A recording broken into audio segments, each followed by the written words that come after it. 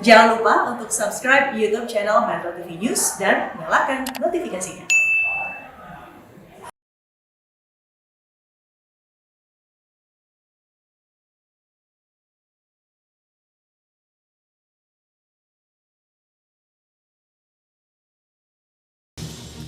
Selamat pagi pemirsa, Pasar Tanah Abang menjadi sorotan di tengah pandemi COVID-19. Hal ini karena jumlah pengunjung Pasar Tanah Abang yang mencapai 200% dari kapasitas pasar yang terletak di Jakarta Pusat pada Sabtu 1 Mei hingga hari Minggu kemarin. Pemirsa, inilah editorial hari ini edisi Senin 3 Mei 2021 dengan tema kerumunan horor di Tanah Abang bersama saya Leonard Samosir. Kami juga mengundang partisipasi Anda melalui sambungan telepon di 021-583-99-100. Dan pemirsa, pagi ini telah hadir di studio anggota Dewan Redaksi Media Group Abdul Kohar. Mas Kohar, selamat pagi. Selamat pagi, Leo. Sehat-sehat, Mas? Sehat, Leo. Masih ada pandemi? Oh jelas, kan ini pandemi ini kan bahkan di beberapa tempat itu melonjak drastis luar biasa. Ya, saya bertanya begitu Mas Kohar karena saya melihat, saya terheran-heran di Tanah Abang dan juga mungkin di banyak tempat lain. Betul. Orang-orang karena mungkin semangat euforia menyambut Lebaran, ya, seperti lupa masih ada pandemi. Tapi sebelum kita lihat itu, kita akan lihat dulu ada beberapa berita yang menjadi perhatian media Indonesia untuk hari ini, Mas Kohar. Yang pertama, ini adalah headline media hari ini. Waspada klaster pusat belanja. Kalau Anda lihat di harian Anda, pemirsa, ini ada foto di halaman muka. Itu luar biasa, itu sudah bukan berjarak lagi Mas Kohar, itu sudah tempel-tempel itu. Ya walaupun saya lihat kebanyakan pakai masker sih, tapi bagaimana nih Mas Kohar? Ya ada lonjakan yang luar biasa. Kalau biasanya di hari-hari akhir pekan, Tanah Abang itu naik biasanya paling banyak 35 ribuan pengunjung. Tetapi 2 hari kemarin, mulai Jumat, Sabtu, kemudian Minggu, rata-rata per hari bahkan sampai menyentuh 100 ribu pengunjung. Artinya kan ini 2 kali lipat lebih pengunjung. Dengan kapasitas yang melonjak seperti itu, sementara tempatnya tidak mampu menampung, maka otomatis pemberlakuan jaga jarak tidak bisa dilakukan. Tidak bisa dilaksanakan. Belum lagi mereka-mereka yang ada beberapa yang tampak tidak menggunakan masker secara benar. Karena alasan, apakah alasan ngap, alasan tidak bisa bernapas. Tetapi yang pasti satu hal dilanggar, yaitu kerumunan. Lalu kemudian beberapa diantaranya tidak bisa menggunakan masker. Bahkan beberapa susah untuk tidak mau antri cuci tangan dan seterusnya. Jangan-jangan tidak ada itu. Jangan-jangan tidak ada tempatnya, tidak sempat dibikinkan tempat cuci tangan. Jadi kalau kita melihat gambar, kita melihat video ini, maka kesan yang muncul kemudian ini tidak seperti kayak sedang COVID gitu. Hanya seperti normal pakai masker begitu saja. Nah, sementara kan proses-proses penularan kan juga masih terjadi ketika terjadi kontak dekat gitu. Kontak dekat ini sesuatu yang harus menjadi perhatian. Ya, kita prihatin sekali, tapi memang kita akan bahas ini lebih lanjut di dalam editorial Mas Kohar. Kita tinggalkan dulu berita itu. Kita ke berita selanjutnya, kali ini dari halaman 2, halaman dalam di harian Anda. 2 Mei, Anda ingat bahwa Hari Pendidikan Nasional, dan pendidikan, berita ini mengatakan pendidikan butuh kreasi dan inovasi. Ini hasil podcast Presiden ya Mas? Ya, dengan Mendikbud yang di dalamnya bercerita atau menyatakan lah ya, berbincang tentang bagaimana konsep pendidikan di tengah pandemi. Harus meninggalkan cara-cara usang, cara-cara lama, menggantinya dengan cara-cara baru. Cara-cara baru itu dengan model digital, model hybrid, boleh datang ke sekolah tetapi dengan protokol kesehatan.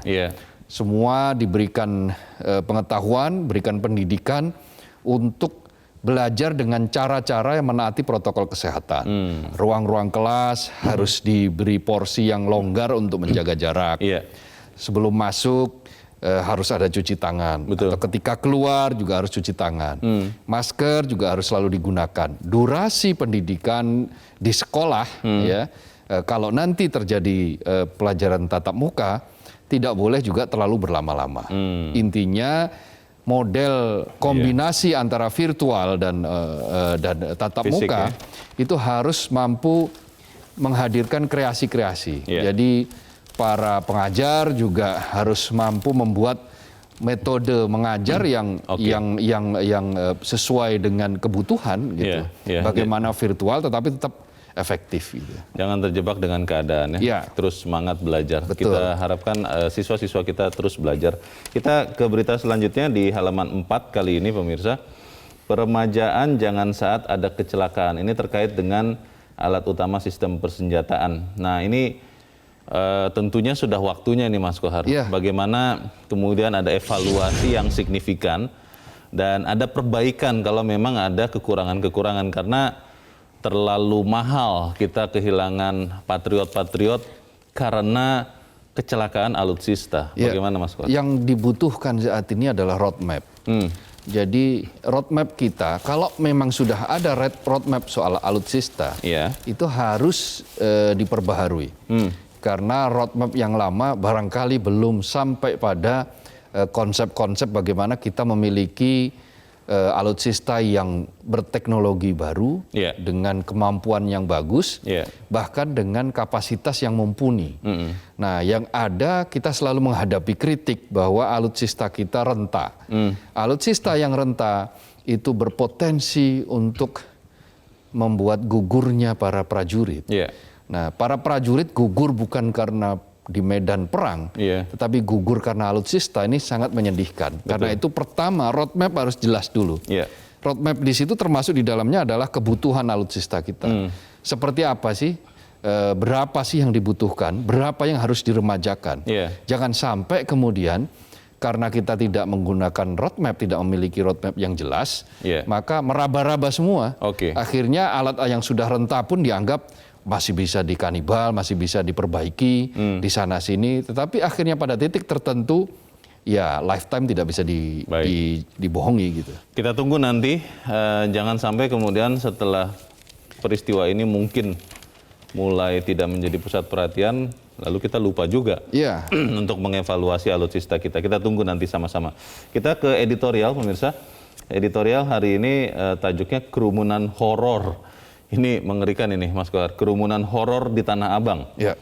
Sampai demikian kerasnya judul editorial ini, pesannya apa Mas Kohar? Ya, kita mengingatkan kepada masyarakat, kepada pemerintah, agar jangan seinci pun kita lengah terhadap COVID-19 ini, terhadap pandemi ini. Ingat, kasus yang terjadi di India itu karena kelengahan. Kelengahan siapa? Kelengahan pemerintahannya, kelengahan publiknya juga. Maka membiarkan kerumunan terjadi, kemudian menghilangkan jaga jarak, membolehkan beberapa festival-festival yang mendatangkan kerumunan, yang terjadi adalah apa? Ledakan, tsunami malah. Sebagian mengatakan tsunami COVID-19. Kita ingat kalau India seperti itu, bukan tidak mungkin di beberapa belahan dunia juga bisa menimpa hal yang sama kalau itu dilakukan. Karena itu apa yang terjadi di pusat perbelanjaan, tidak hanya di Tanah Abang, kemudian karena memang case yang paling jelas, yang paling banyak, paling masif adalah di Tanah Abang. Tetapi di daerah-daerah lain juga mulai ada potensi seperti itu. Karena itu kita tidak boleh lengah. Karena apa? Karena dengan kerumunan yang sangat masif seperti itu, potensi untuk terjadinya ledakan sangat besar. Ya kan di India kan juga karena berendam di Sungai Gangga hingga jutaan orang dalam waktu beberapa hari. Nah, kalau tidak dicegah dengan tegas, dengan jelas, dan masyarakat juga sadar diri bahwa ini berbahaya, maka ya ledakan itu bisa saja terjadi. Ada yang mengatakan bahwa yang terjadi di Tanah Abang dan juga mungkin beberapa daerah itu karena kurang antisipasi. Tidak mengira bahwa masyarakat sebegitu semangatnya untuk datang berbelanja. Tapi itu akan kita bahas, Mas Kohar dan pemirsa. Inilah editorial Media Indonesia untuk hari ini, Senin 3 Mei 2021, kerumunan horor di Tanah Abang.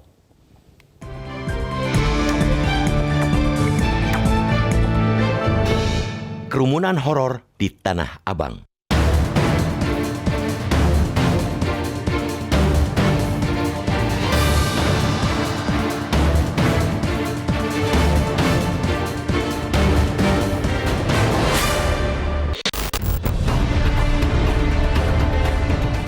Pasar Tanah Abang menjadi sorotan di tengah pandemi COVID-19. Disorot karena pengunjung menyemut di pasar yang terletak di Jakarta Pusat itu pada Sabtu 1 Mei hingga kemarin. Jumlah pengunjung mencapai 200% dari kapasitas pasar. Sekitar lebih dari 87.000 orang dibiarkan membludak di Pasar Tanah Abang pada hari Sabtu. Ledakan pengunjung kembali terjadi kemarin. Terdapat sekitar 100.000 pengunjung, padahal pada hari biasa cuma 35.000 pengunjung. Mirisnya lagi, para pengunjung mengabaikan protokol kesehatan. Mereka berdesak-desakan membuat kerumunan, ada pula yang tidak pakai masker. Cuci tangan tentu saja diabaikan. Kejadian di Tanah Abang itu memperlihatkan lemahnya penegakan aturan. Sejak Februari hingga kini, Jakarta selalu dimasukkan dalam pemberlakuan pembatasan kegiatan masyarakat berskala mikro. PPKM ke-6 dimulai 22 April hingga 3 Mei. Jakarta selalu diikutsertakan dalam PPKM, menunjukkan penyebaran COVID-19 di ibu kota belum terkendali. Gubernur DKI Jakarta, Anies Baswedan, sudah mengeluarkan keputusan nomor 478 tahun 2021 tentang memperpanjang PPKM berbasis mikro. Gubernur Anies Baswedan sudah benar membuat aturan terkait PPKM berbasis mikro itu. Namun, harus tegas dikatakan bahwa memastikan aturan itu berjalan semestinya jauh lebih penting lagi. Terus terang, Jakarta lalai mengawal aturan agar berjalan tegak lurus di lapangan. Kelalaian itulah yang menyebabkan Jakarta tercatat pada peringkat pertama penambahan kasus terkonfirmasi positif harian.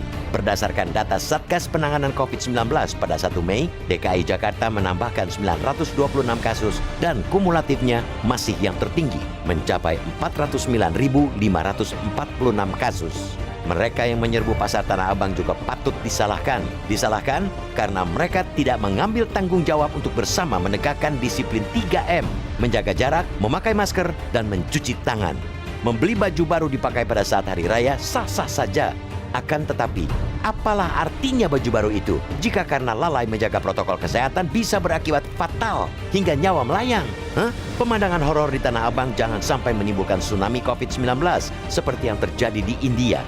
Karena itu, Pemprov Jakarta jangan menunda-nunda lagi untuk melakukan 3T, yaitu pemeriksaan dini atau testing, pelacakan atau tracing, dan perawatan atau treatment. Potret ramainya pengunjung di Tanah Abang pada Sabtu dan juga kemarin menunjukkan lemahnya antisipasi. Bukankah seperti biasanya Pasar Tanah Abang selalu diserbu pembeli menjelang Lebaran? Anehnya, setelah terjadi kerumunan yang luar biasa itu baru semua tergerak untuk mengatasinya. Setelah kerumunan terjadi, para pihak ramai-ramai meminta kesadaran masyarakat untuk dapat menjauhi kerumunan. Mengapa permintaan seperti itu tidak dilakukan terus-menerus sebelum terjadinya kerumunan? Sementara pejabat daerah buru-buru menggelar rapat koordinasi. Meskipun terlambat, tetap diapresiasi langkah pendirian posko pengamanan di Pasar Tanah Abang kemarin pagi. Pendirian posko bertujuan untuk pengawasan dan penegakan kedisiplinan protokol kesehatan. Sedikitnya 2.500 personel keamanan dikerahkan di Pasar Tanah Abang. Para personel itu berasal dari TNI Polri dan Satpol PP DKI Jakarta.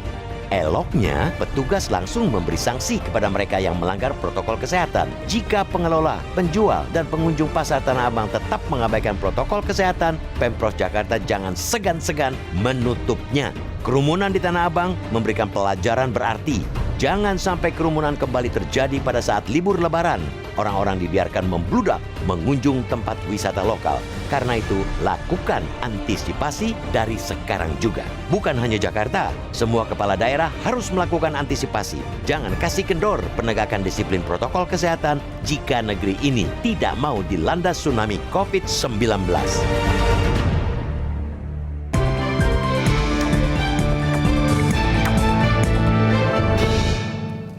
Anda bisa ikut menyatakan pendapat Anda di bagian berikut selepas jeda pemirsa. Untuk saat ini tetaplah bersama kami.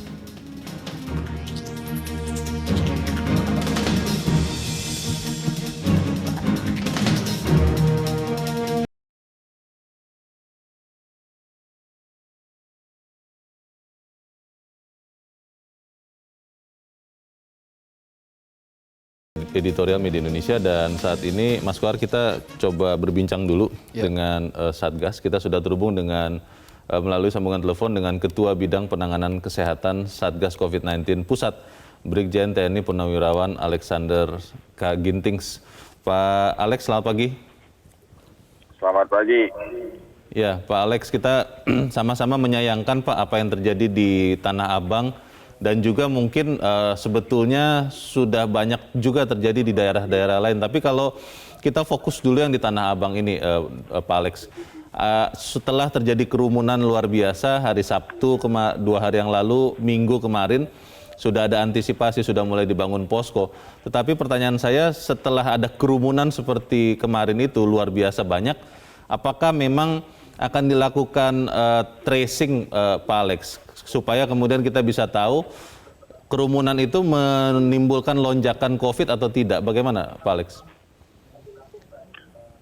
Jadi mulai dari perencanaan, persiapan, apakah pencegahan ataupun juga sebagai respons, itu semua sudah tertulis dan diatur di instruksi Mendagri nomor 9 tahun 2021 tentang perpanjangan pemberlakuan pembatasan kegiatan masyarakat berbasis mikro dan mengoptimalkan posko penanganan coronavirus disease 2019 di tingkat desa dan kelurahan untuk pengendalian penyebaran coronavirus disease 2019. Yeah. Jadi ini Inmendagri ini khusus ditulis untuk gubernur dan bupati dan wali kota. Ini yang harus kita ingat. Jadi artinya ada otorisasi diberikan kepada kepala daerah, kepala pemerintahan di tingkat kota, kabupaten, bahkan sampai ke pedesaan untuk melakukan pencegahan, penanganan, pembinaan, pendukungan. Nah, sebagaimana kita ketahui, strategi penanggulangan kita di Indonesia adalah penerapan 3T terus-menerus oleh pemerintah, kemudian mengawasi implementasi 3M terus-menerus di masyarakat, dan kemudian memberikan akses dan akselerasi kepada masyarakat untuk mendapatkan vaksinasi. Nah, seperti kita ketahui, Tanah Abang kemarin sudah berkumpul lebih dari 70.000 orang. Nah, tentu ini seharusnya lonjakan masyarakat yang datang ke situ tidak mungkin tiba-tiba. Pasti itu eskalasi. Dari 10.000 jadi 15, jadi 25, jadi 75, 80. Ini sebenarnya bisa dilihat. Kenaikan ini harusnya bisa diantisipasi. Artinya pemerintah daerah juga harus melakukan operasi intelijen. Kita kan sudah ketahui bahwa kita mencegah kerumunan, menjaga jarak. Ini yang harus kita lakukan. Contohnya misalnya, kenapa kereta api masih melewati Tanah Abang misalnya. Kemudian transportasi umum yang berlebihan, itu membawa semua masyarakat berkumpul di sana. Jadi oleh karena itu, ini yang harus dicegah supaya kerumunan bisa diatur. Jam tutup buka, pintu keluar masuk. Dan kemudian juga setiap masuk ke dalam satu tempat ada cuci tangan, pengukuran suhu, ini yang harus dilakukan. Kalau kapasitasnya melebihi 50%, maka ditutup. Tunggu dulu keluar yang di dalam. Nah, kemudian karena ini sudah kejadian, bahwa 3T adalah bagian dari program kita dalam rangka pencegahan dan penelusuran, maka kontak tracing juga harus dilaksanakan. PPKM skala mikro itu salah satu program utamanya adalah melaksanakan 3T.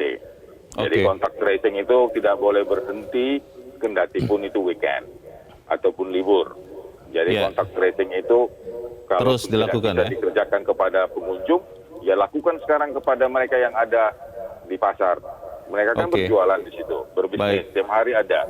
Lakukan kepada kontak pedagang. tracing, siapa yang bergejala, siapa yang bergejala, siapa yang kontak erat, siapa konfirmasi. Dengan melihat statistik di situ kita bisa melakukan antisipasi.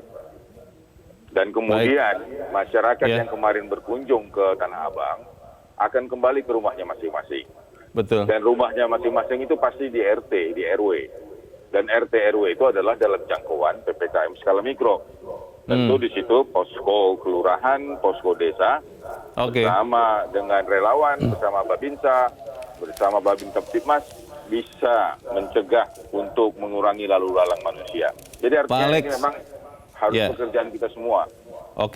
Pak Alex, melihat apa yang sudah terjadi Pak di Tanah Abang dan mungkin di beberapa daerah lain, di beberapa pusat perbelanjaan lain, Satgas sudah bersiap untuk kemungkinan terburuk tidak Pak? Kalau kemudian memang akhirnya apa yang terjadi di Tanah Abang ini menimbulkan lonjakan kasus COVID, sudah menyiapkan tidak misalnya rumah sakit yang lebih banyak begitu Pak?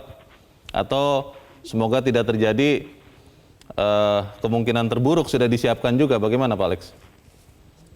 Ya, sebagaimana arahan Kasatgas COVID-19 Nasional, Letnan Jenderal Doni Monardo, bahwa senantiasa waspada, senantiasa cerewet, supaya pasien tidak berderet-deret.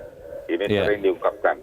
Oleh karena itu, waspada dan cerewet ini tidak hanya di tingkat nasional, tapi juga harus mendarat di tingkat kelurahan, di tingkat desa, di tingkat kecamatan. Jadi kemungkinan terburuk itu sebenarnya dari awal sudah semua kita bersiap. Satgas itu setiap minggu rapat koordinasi, baik di tingkat pusat maupun di tingkat provinsi, kabupaten, kota. Kemudian yang penting sebenarnya adalah bahwa seluruh instrumen 3T, 3M, vaksinasi itu harus ada rasa memiliki di masyarakat. Jadi supaya ada rasa memiliki, maka komunikasi sosialnya yang harus diperbanyak. Dan ini sudah dilakukan. Tapi nggak boleh berhenti, harus terus-menerus. Sehingga masyarakat mengetahui risiko lebih besar daripada kerinduan. Ini kan kerinduan ini sekarang. Kerinduan untuk mudik, kerinduan ke pasar beli baju baru. Tapi yang dipikirkan seharusnya risikonya. Nyawa ya. Jadi sekarang ini kita dalam keadaan kegawatan darurat medik. Ini yang harus ditanamkan di masyarakat. Kalau kita mengetahui bahwa kita dalam situasi kegawatan darurat medik atau pandemi, maka kita harus berpikir resiko. Keluar rumah resiko, pergi ke mall ada resiko, pergi ke mana-mana ada resiko, termasuk juga pulang kampung. Mau pulang kampung, mau mudik, ya ada risiko. Kenapa? Karena ada pergeseran, ada mobilisasi, dan ini berakibat kerumunan, pelonggaran 3M, dan ini akan mengakibatkan infeksi. Kita tidak mau Indonesia seperti India. Kita sudah lihat contoh-contoh ini, dan ini harus diterapkan secara ketat. Terima kasih Pak Alexander Gintings, Kepala Satgas, Ketua Bidang Penanganan Kesehatan Satgas COVID-19 Pusat. Selamat pagi Pak. Singkat saja Mas Koar, kalau sudah terjadi kan kita harus antisipasi jangan sampai ada penyebaran. Terkait dengan Tanah Abang, apa yang harus segera dilakukan pemerintah Jakarta ini? Karena itu kan di bawah pemerintah Jakarta. Apresiasi tetap kita sampaikan ketika ada penambahan pasukan di situ. Ada penambahan petugas baik dari TNI, Polri maupun Satpol PP. Satu itu. Kedua, model-model penyekatan yang biasa digunakan untuk mudik digunakan juga untuk buka tutup ya, lalu lalang orang yang terjadi di daerah sekitar itu. Penambahan personel dilakukan, kemudian modifikasi dengan cara buka tutup juga dilakukan. Kerjasama atau kolaborasi dengan PT Kereta Api juga harus dilakukan. Kenapa? Karena di situ lalu lalang kan cukup banyak orang turun atau keluar dari KRL. Nah, komuter lain. Nah, dari komuter ini memungkinkan orang untuk bisa masuk langsung ke Tanah Abang itu dibatasi gitu, jamnya dibatasi. Kalau dulu bisa beberapa jam, barangkali untuk hari-hari tertentu mungkin dibatasi dengan sangat-sangat ketat. Kita akan bicarakan bagaimana antisipasi ke depannya, karena saat kita berbicara ini sudah banyak juga saudara-saudara kita yang sudah mudik ini Mas Koar. Tapi kita harus jeda dahulu dan pemirsa tetap bersama kami. Editorial Media Indonesia segera kembali seusai Headline News pukul 8 waktu Indonesia Barat.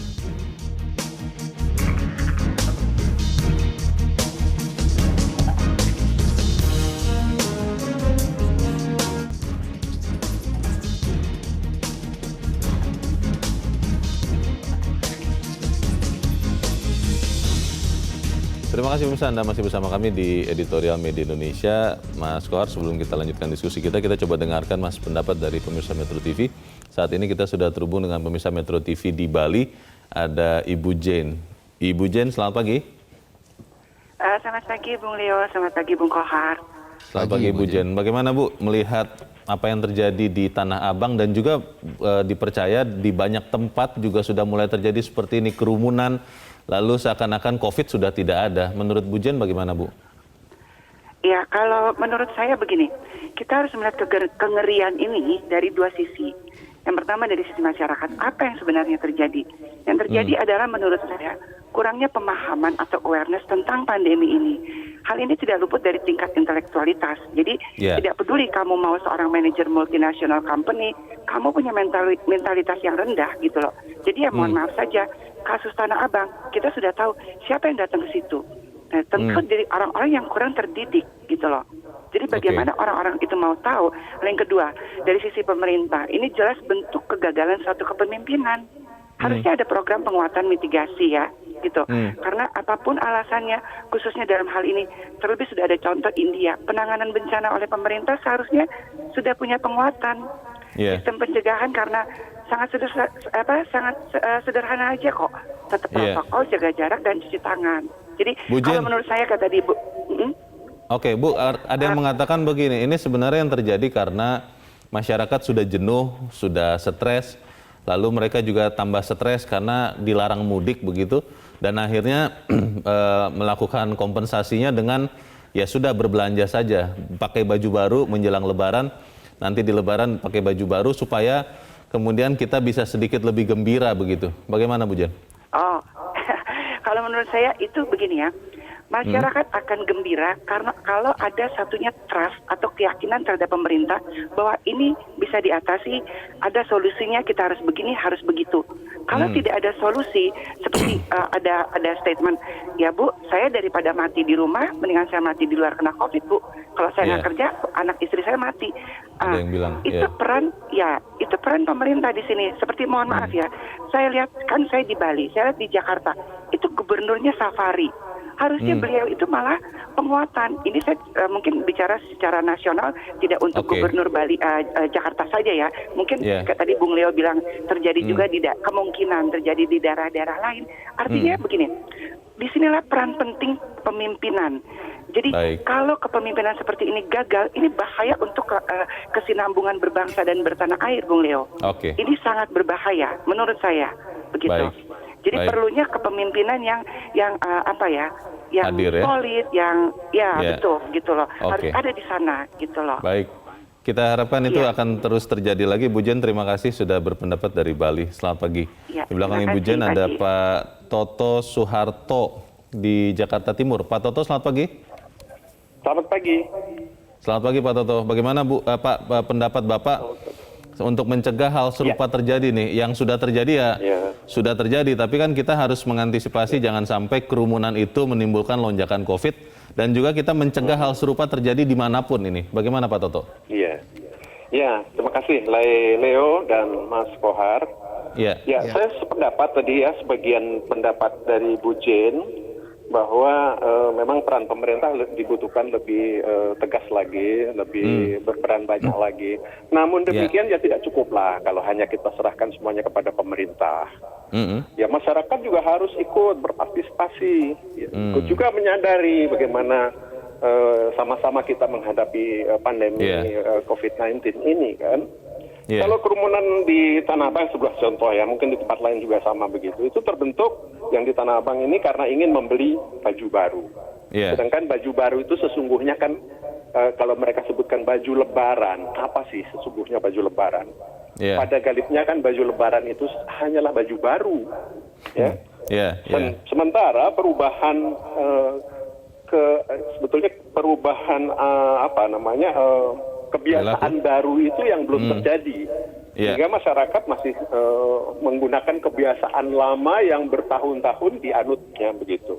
Kalau kita lihat industri tekstil, seperti juga industri lainnya, selalu melakukan improvement dan innovation, tekstil juga mengalami peningkatan kualitas. Busana yang kita beli 2 tahun yang lalu pun, bahkan lebih dari 2 tahun pun masih cukup bagus, dimensinya bagus, warnanya tetap tidak berubah. Perilaku kita harus menjadi lebih baru dengan adanya pandemi ini. Terima kasih Pak Toto Suharto dari Jakarta Timur. Selamat pagi Pak. Di belakang Pak Toto ada Pak Edward di Curup Bengkulu. Pak Edward, selamat pagi. Selamat pagi Bang Wenat, selamat pagi Metro TV. Selamat pagi, silakan Pak Edward, pendapat Anda. Yang kami tonton di TV tentang kondisi di Tanah Abang kemarin itu sangat memprihatinkan. Saya teringat dengan apa yang terjadi di India di Sungai Gangga itu. Ini kan bermula dari sana terjadinya tsunami COVID-19 di India itu karena ada acara keagamaan yang berjuta-juta orang berkumpul. Nah ini kalau kita pelajari urut-urut kejadiannya, kan pemerintah sudah tegas, dari pemerintah pusat maupun pemerintah daerah itu tegas-tegas sudah mengeluarkan aturan-aturannya bagaimana. Tetapi kenapa tidak diantisipasi kejadian yang ini kan rutin di Tanah Abang, setiap tahun pasti beginilah. Orang berbondong-bondong untuk belanja. Kok nggak bisa misalnya diadakan bazar-bazar di setiap wilayah Jakarta, Jakarta Timur, Jakarta Barat, ada kan bazar dengan harga-harga yang sama dengan Tanah Abang. Jadi dipecah kerumunan itu begitu ya Pak Edward? Kerumunannya dipecah ke daerah-daerah. Ini yang penting dilakukan ya. Ini saya berpikir gimana pemerintahnya nggak terpikirkan yang hal-hal yang ini, bahwa ini adalah kejadian rutin. Setiap tahun yang terjadi. Kalau dipecah-pecah mungkin kan sudah itu perangkat-perangkat RT RW itu juga sebelumnya ini harusnya sudah digiatkan untuk mensosialisasikan. Anda tidak perlu ke Tanah Abang, Anda sudah ada bazar di sana dengan harga sama dengan Tanah Abang. Ya hal-hal yang begini yang perlu. Mudah-mudahan ini tidak akan menjadikan tsunami, mudah-mudahan. Tetapi untuk selanjutnya, setiap pintu Tanah Abang harus dijaga dengan petugas dan siapa yang tidak melakukan protokol kesehatan langsung ditindak. Baik. Setiap pintu masuk ke Tanah Abang. Oke, baik, terima kasih Pak Edward di Curug Bengkulu. Selamat pagi. Di belakang Pak Edward ada Pak Ramadan di Jambi. Pak Ramadan, selamat pagi. Assalamualaikum warahmatullahi wabarakatuh. Pak Leo dan Pak Kohar. Silakan Pak Ramadan. Kejadian yang mencemaskan kita, menurut saya Pak Leo dan Pak Kohar, pasar itu kan mudah dikelola, Pak. Pengelolaan pasar itu membatasi orang masuk dan keluar. Saya kira saya juga petugas pasar, seperti pasar di mana-mana sajalah di Indonesia. Kalau memang itu ada lonjakan, katakanlah Tanah Abang, diperpanjang saja masa bukanya, dibuat 24 jam. Itu pertama. Yang kedua, dibatasi orang masuk dan keluar. Jadi yang di dalam sudah kosong, baru yang lain masuk. Yang ketiga, tentu masa pemerintah tidak tahu lonjakan manusia berbelanja, ini setiap tahun kejadiannya.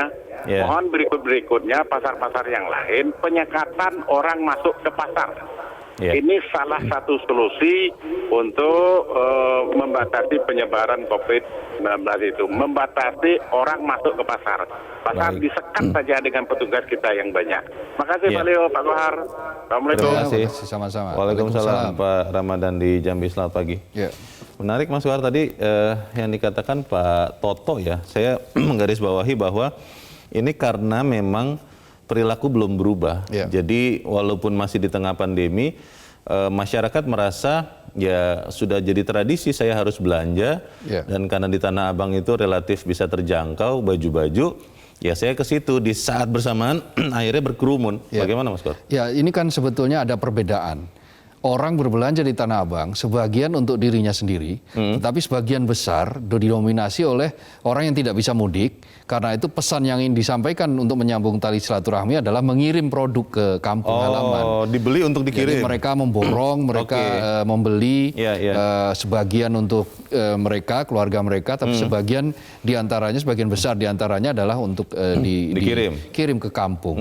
Nah ini adalah mekanisme yang harus diubah. Yang diubah adalah ketika semua, taruhlah misalnya begini, ketika semuanya menggunakan mekanisme virtual, pendidikan menggunakan virtual, meeting menggunakan virtual, kerja menggunakan mekanisme virtual, belanja di Tanah Abang pun mestinya juga bisa digunakan untuk menggunakan virtual. Kalau mereka tetap ingin berinteraksi dengan pasar Tanah Abang, mereka pemerintah daerah bisa memfasilitasi para pedagang di Tanah Abang untuk membuat aplikasi-aplikasi. Apapun nama aplikasinya lah, mungkin yang terkait dengan Tanah Abang, dan sehingga apa? Mengurangi interaksi langsung antara pedagang dan pembeli. Karena apa yang dikatakan misalnya oleh Bu Jin tadi, bahwa mereka yang yang datang ke Tanah Abang tidak hanya membeli 1-2 baju, mereka memborong banyak baju. Artinya kan orang dengan tingkat pendidikan yang menengah setidak-tidaknya. Mestinya mereka lebih mudah untuk diberitahu bahwa ini risiko. Risiko yang paling sangat berbahaya adalah ketika terjadi kerumunan. Sekali lagi contohnya sudah nyata-nyata adalah India. India, ibu kota India, New Delhi, itu 1,5 bulan yang lalu, Leo, itu rata-rata seminggunya sudah sampai 215. Sampai bawah, sampai dari biasanya itu puluhan ribu, positif berkurang COVID, signifikan ya, berkurang signifikan menjadi 215 rata-rata satu minggu. Sehingga apa? Lengah. Ketika dilonggarkan, orang kemudian berkumpul lagi, pesta pernikahan besar-besaran diperbolehkan, ada kampanye politik juga diperbolehkan, pilkada kira-kira seperti itu, acara keagamaan, dan puncaknya adalah festival keagamaan. Maka yang kita saksikan 1,5 bulan kemudian, New Delhi 27.000 hanya dalam waktu 24 jam. Mas Kohar ada yang berpendapat begini, ini kan sesuatu yang tradisi ya. Dan suasana menyambut Lebaran belanja itu kurang afdol, kurang terasa kalau belanjanya online. Kalau hanya pencet-pencet di handphone begitu, kan tidak bisa menyentuh bajunya, tidak terasa nih semangat kegembiraannya. Dan toh sebagian besar tadi kalau kita lihat di gambar masih pakai masker kok begitu. Nah itu kan tidak ada yang terlanggar sebetulnya, paling yang terlanggar karena jarak yang berdekatan, cuci tangan mungkin susah cari tempat cucinya, saya tidak tahu di mana di pasar itu. Kalau ada yang berpendapat begitu bagaimana Mas Kohar? 3 dari 2 dilanggar berarti lebih banyak yang dilanggar daripada tapi yang pakai masker Mas katanya Mas. Hanya pakai masker, tidak cukup. Karena apa? Paling tidak ada 3 hal. Bahkan sekarang kan bertambah menjadi 5M. Betul. Tetapi paling tidak 3 sajalah. Pakai masker, kemudian menjaga jarak. Sudah tidak bisa kemarin. Itu tidak bisa karena apa? Potensi untuk terjadinya kontak itu masih saja terjadi. Ada titik di mana titik lengah di mana kita membuka masker karena untuk bernapas sebentar dan ketika kita bernapas, siapa yang menjamin bahwa tidak ada droplet di situ? Nah, itu juga perkara itu. Lalu kemudian menjaga jarak, mencuci tangan apalagi. Kalau sampai kemudian tidak bisa mencuci tangan, alat mencuci tangannya terbatas. Ya, kita tidak tahu. Kalau ada yang mengatakan ini kecolongan, Mas Kohar, karena memang ya tidak mengira bahwa di tahun ini sebegitu besar semangat orang untuk datang ke Tanah Abang belanja di saat bersamaan, diduga karena memang baru dapat THR, kemudian baru dapat bantuan sosial. Betul. Dan itu kan terjadi di akhir pekan ya, Sabtu Minggu, banyak orang mungkin tidak bekerja begitu. Itulah waktunya. Nah ini benar-benar bisa wajar manusiawi kecolongan atau bagaimana? Boleh jadi kecolongan, antisipasi yang sangat rendah, antisipasi yang sangat kurang. Kenapa? Karena ada perbedaan. Tahun lalu mungkin orang masih awal-awal COVID melanda. Banyak orang belum tahu, banyak orang masih takut ya. Lalu kemudian 1 tahun kemudian ketika kurva mulai agak turun, orang mulai berpikir bahwa ini sudah mulai terkendali. Sudah aman nih. Sudah mulai aman nih. Ya lalu yang kedua, kerinduan mereka juga sudah luar biasa untuk segera keluar, segera berkumpul lagi banyak orang. Jadi kombinasi dari berbagai situasi menyebabkan terjadi ledakan. Tetapi yang paling penting mestinya konsentrasi terhadap ketika misalnya isu mudik yang larangan mudik yang lebih gencar diapungkan, diwacanakan, bukan berarti perkara-perkara yang lain harus ditinggalkan, tidak diantisipasi. Ini yang menjadi persoalan di kita ini. Kalau begitu satu terus itu kan. Mas Kohar, ada yang mengatakan bahwa sekarang prinsipnya sudah tidak dipegang lagi Mas, bahwa salus populi prima lex itu keselamatan masyarakat adalah hukum paling tinggi. Sekarang katanya sudah berubah menjadi salus ekonomi prima lex, bahwa ekonomi kita harus tetap maju. Bagaimana ini benar apa tidak kita akan bahas di bagian berikut, dan pemirsa tetap bersama kami. Editorial Media Indonesia segera kembali.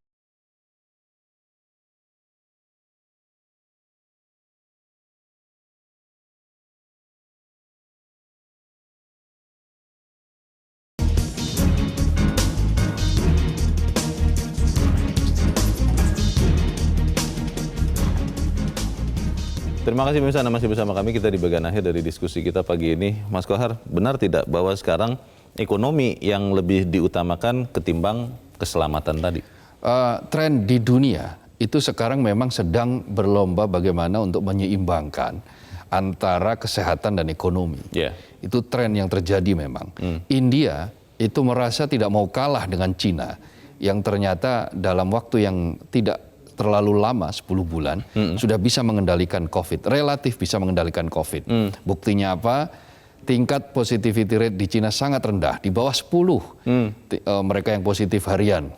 Lalu yang meninggal beberapa bulan 0, tidak ada yang meninggal karena COVID. Artinya mereka relatif sangat berhasil Cina. Nah, India dengan penduduk yang kira-kira hampir setara dengan Cina, 1 miliar lebih, mereka juga tidak mau dong kalah, kira-kira begitu.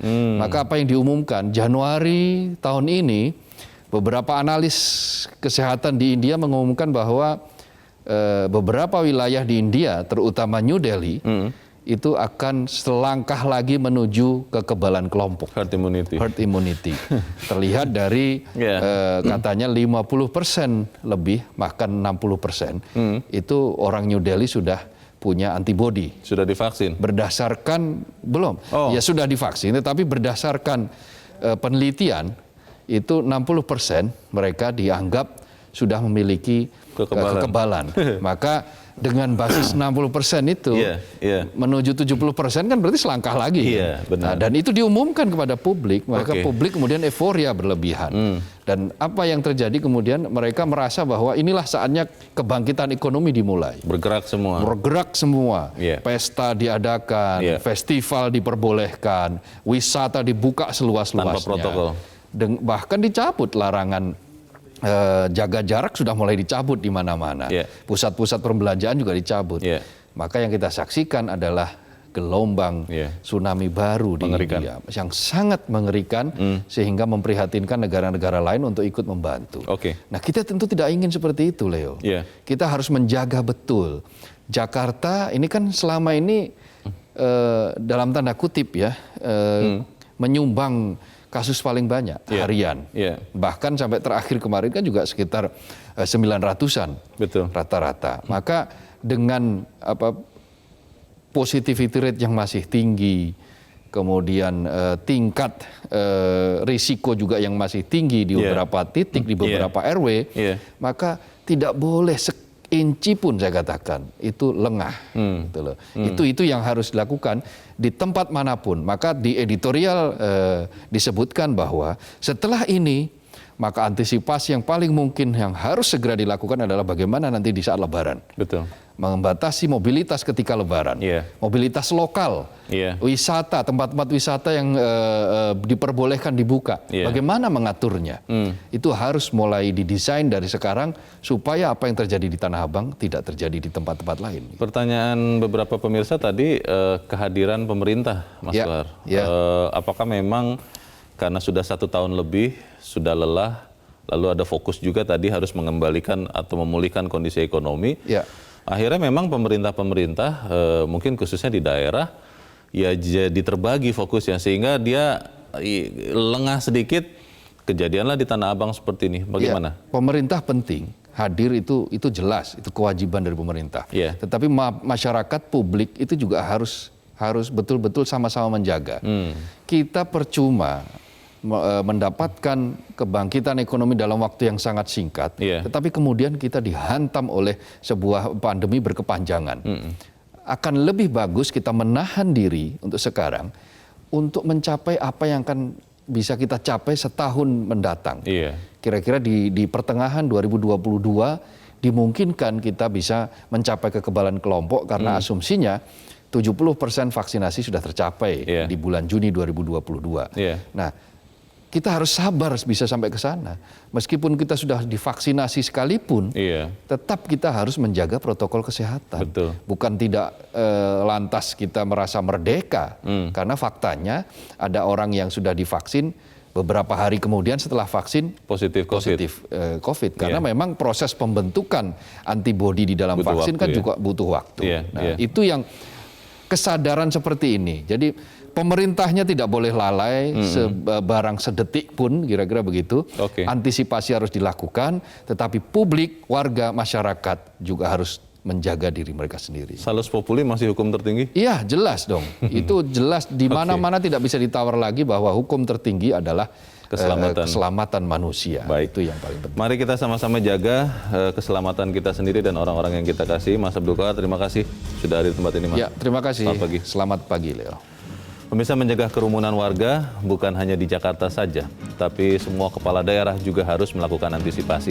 Jangan lengah untuk menegakkan disiplin protokol kesehatan kalau negeri ini tidak mau dilanda tsunami COVID-19. Sekali lagi, mari kita jaga kesehatan kita dan orang-orang yang kita kasihi. Saya Leonard Samosir.